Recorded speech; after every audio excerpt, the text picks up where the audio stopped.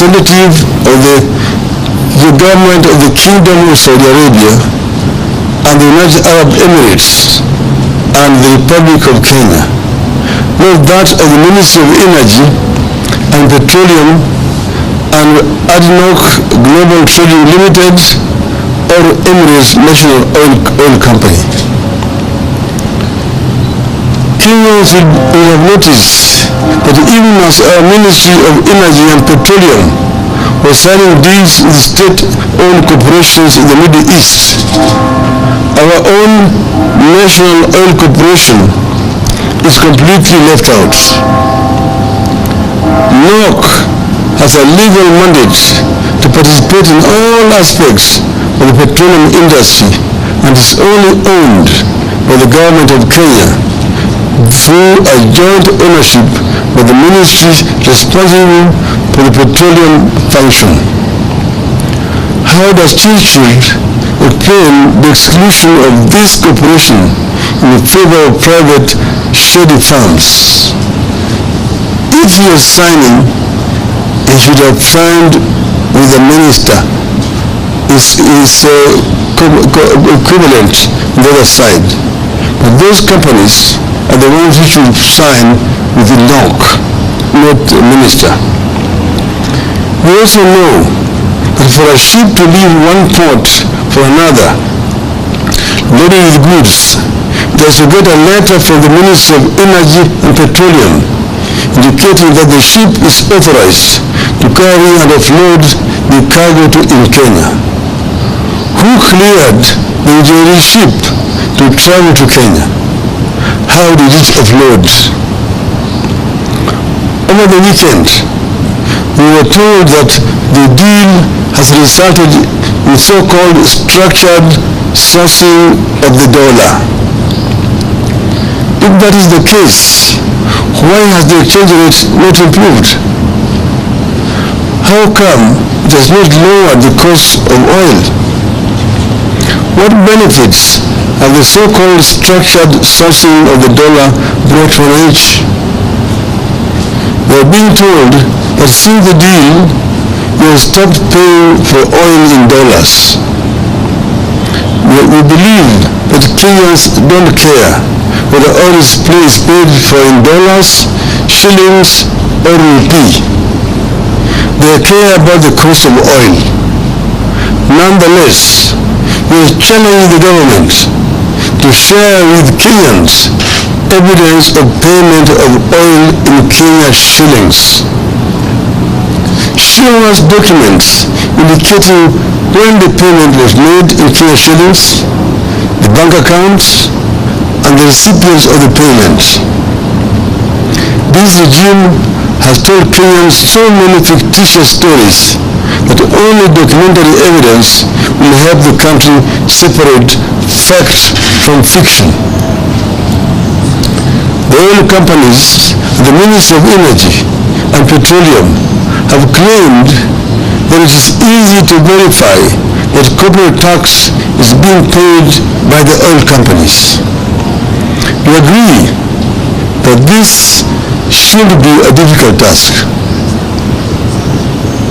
So we are asking these firms to tell me the evidence of meeting the corporate tax obligations. Don't tell us, show us. We hope the Kenya Revenue Authority is listening to our demand for evidence of corporate tax compliance by Oryx, Galana, and Gulf oil companies. The Ministry of Energy and Petroleum must also tell me the supplier purchase agreement in this deal. If the deal was to benefit Kenyans, its details should not be hidden from them. In subsequent comments on this matter since last Thursday, I have questioned why the Director General of the Energy and Petroleum Regulatory Authority, Mr. Daniel Kipto, could go to the Middle East, participate in the oil negotiation, and then come back to Nairobi to regulate the prices. How can EPRA be a player and a referee at the same time?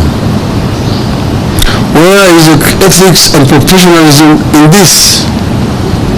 How can this be in compliance with the Public Officer Ethics Act? We are still waiting for answers. When Kenya signed this deal, we had the regional markets, especially that of Uganda, in mind. The Gulf nations of Saudi Arabia and United Arab Emirates were definitely aware that we import for the region. This in itself makes it impossible that we could have had a G2G.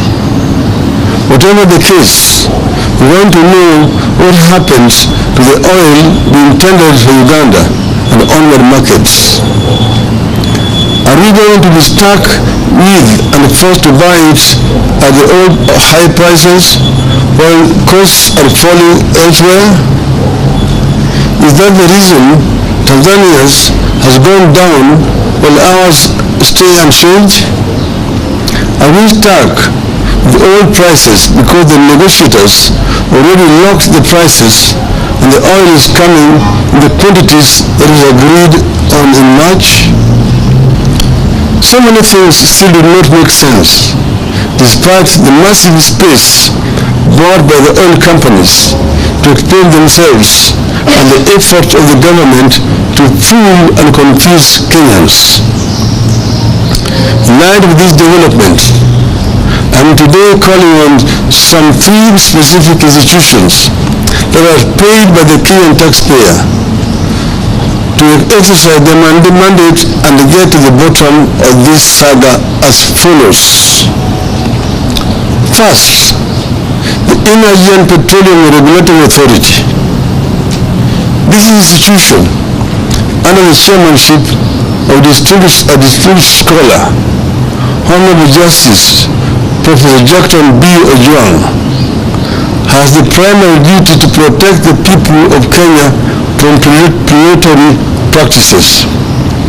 Indeed, it is given protection in the course of his work through a legally mandated independence. Section 9.3